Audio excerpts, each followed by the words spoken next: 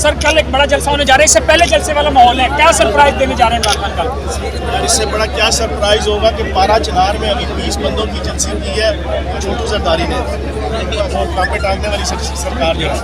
Literally मैंने अभी social media पे अपनी फेसबुक पे चढ़ाया है उसका जलसा।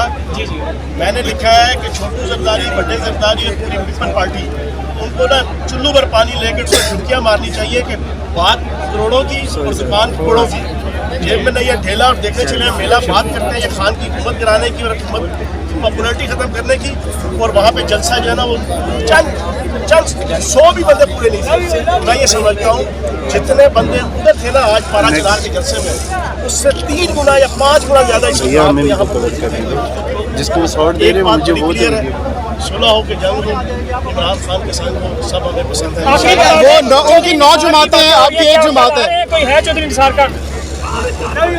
मैं 4 साल से एक बात कह रहा हूँ, 20 दफ़ा सोशल मीडिया पर इलेक्ट्रॉनिक मीडिया पे कह चुका हूँ, आज आपको पाकिस्तान के अंदर 2 सियासतदान हैं जिनके पास कुव्वत फैसला नहीं, 2 सियासतदान वो कुव्वत फैसला से महरूम है। एक शहबाज शरीफ, चेरी ब्लासम वाली सरकार, और दूसरा चौधरी निसार अली खान साहब।